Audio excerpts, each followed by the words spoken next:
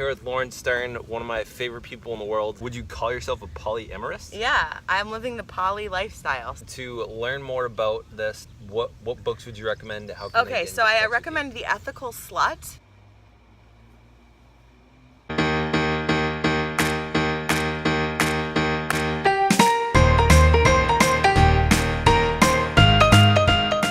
Hello and welcome to the Daily Thanks Share. My name is Zach. Today I'm here with Lauren Stern, one of my favorite people in the world. I think what separates Lauren from all the other people I know in the world, she will listen to you in such a way that you figure out your own problems. She's a force of nature, really. Today she's going to be talking about me with something that has been really interesting to hear her as she's gone through this process, kind of discovering herself. I'm all in. I sold out. Would you call yourself a polyamorist? Yeah, I'm living the poly lifestyle. So I'm gonna ask her a few questions today, and I found it really interesting, and I wanted more people to know about it. I've actually met a couple people that are interested in living a polyamorous lifestyle, and I've referred them all to her because I think she's been the most successful, and given how she manages herself, her feelings, her thoughts, her relationships with people, if anyone could do it, it is her. And I think the way I phrase it that way is because I feel like it's definitely not for everyone. Not everyone can handle all the emotions and things. Wait, can I just define polyamory first? Absolutely. So polyamory is many loves. Poly is many in, I think, Greek or Latin, and then, amory, like amor, is love. So some people have heard of like a swinger where you have, you're married or you're committed and you can have relations with other people. And so we specifically define this like many loves, many people that I will love and that my partners will love too. So that's how we define that for ourselves. My first question for you was, what was the first time you ever thought about breaking the traditional style of monogamy as a relationship? So I actually hadn't really thought of it so much, but I was friends with my current partner, Joe, and I remember he and I were standing in an office, and he was sharing about a ring, a 6 gold ring, puzzle ring, which are really cool, and they fit together and make a puzzle. And he said he was planning to buy one for himself, and that he wanted it to represent his 6 relationships, his 6 loves. And I said, what do you mean? Because I knew he had one girlfriend at the time. And he said, well, I think that they were transitioning their relationship at the time. They'd been together for 15 years and raised 2 kids. And he said, I want to have many relationships. I want to raise my future children and have a family as a tribe unit all together. And I started crying, and I just vividly remember thinking that what he's talking about, which I've never heard of before, is what I've always wanted. And then I would think back to being in different relationships that I was in, monogamous relationships, and I just always had the experience of emotional connections with other people. And then I would kind of bump into, is this cheating? And if you don't do anything with them physically, it's not cheating, but is it emotional cheating? And I just, that was sort of a recurring thing, which is that I would still find myself connecting romantically or emotionally even when I was very happy in a relationship. So looking back, I probably always wanted this, but I didn't really have a word for it or knew that it existed. But he just started talking about it one night when we were friends hanging out, and I just started crying, and I knew there was something more to look into. Why do you think this works for you? Well, what has it worked for Joe and for me is that we pretty much live life contemplating and making decisions from what do I want now versus what do I want most. In which most people live.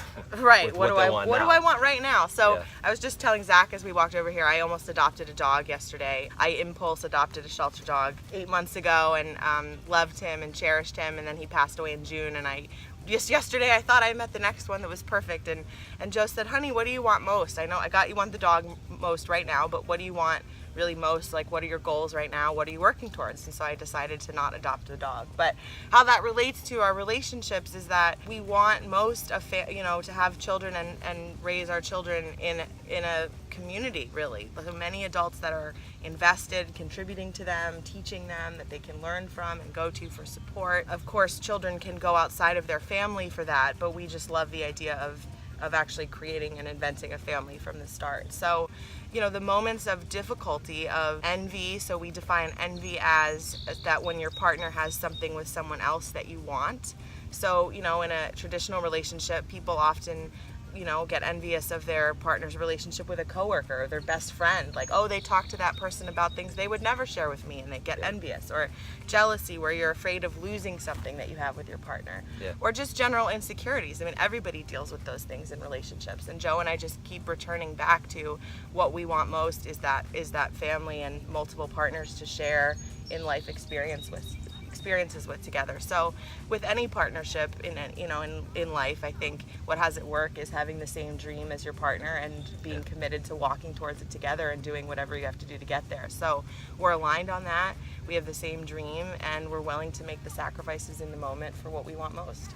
And I think this transitions wonderfully into the other question, which is, for people that are interested in embracing this lifestyle, what do you think is the most difficult thing people have to deal with, like, en route to that? Well, I mean, it's mostly that I meet people that are not interested in embracing the lifestyle. First, the people that actually are interested usually start out reacting. They start out reacting hard, like scared, or they have a lot of questions for us, or don't you guys get really jealous, or like that kind of question. And it's really the people that have a visceral reaction that then wind up telling us, like, oh, we're definitely not poly, stop talking about us, stop trying to promote your lifestyle to us guys. And they've spent like all of dinner talking about it, and we weren't even talking about it. So it's just funny to see how people react. But it's scary. I mean, it's scary to say to your partner, I might want something else. It's scary to hear from your partner, I might want something else. So I would say the first hardest thing is to actually do not ever open up a relationship that's not working. Like, you want to have it already working, you want to have trust established, you want to have great communication skills, or at least a commitment to always improving your communication together. But so then there's all that in terms of with your partner. But if you don't have a partner, or you're just kind of watching this and like thinking and that you might be curious, the biggest thing to really contend with is that people wind up in relationships often. You wind up with the person who asked you out, or the person that you thought you could get, or the person that you hooked up with for 6 months and then you actually found out and realized you were suddenly in a relationship. Like, it's not, people don't necessarily go out and intentionally cause and create relationships. So to be a polyamorous person, I know what I'm looking for next. Like, I know the qualities and the kinds of things. You know, Joe likes to go out. He loves to go out to like a bar. I hate that. I hope and pray that his next girlfriend is someone that he can take to a bar or to a club, and they come home to me at the end of the night and I'm like, oh my God, I hope you had fun. I had fun watching Netflix. You know, I love you. But we have different interests. We have different things we like to do, and different things that we value sometimes, you know, or just enjoy. And to have different people that you can enjoy different things with is awesome.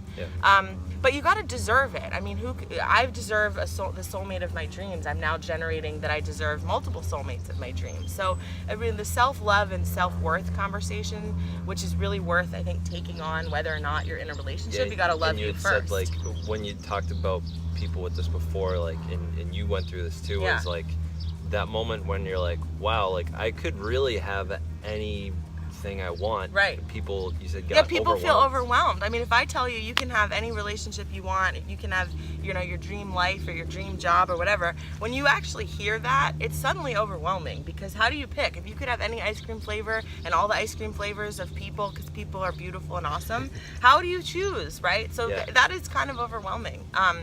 And, you know, there's a lot of fate to it, because often you can connect with somebody and the timing isn't right for you, or the timing's not right for them. And in this lifestyle, I actually just get to love people in the moment at whatever level they're ready to meet me at.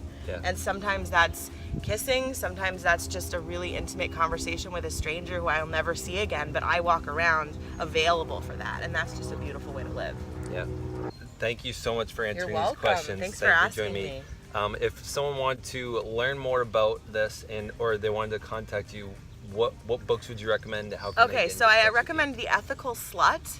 It's a great, I know it's just like kind of you're sort of like, that's a little weird, but it's a great book. I actually think anyone in any relationship should read it, if you're single and you care about relationships and you care about your friends' relationships or your families.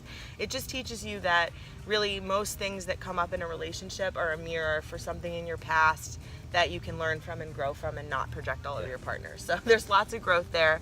Like I said, Sex at Dawn is a history of the evolution of human relationships and how we used to live in tribes and that communities and like that, and then we've changed to hierarchical sort of societies, and every family lives in its own house, and it's just fascinating. Really, really interesting book. If people have questions for me, let Zach know.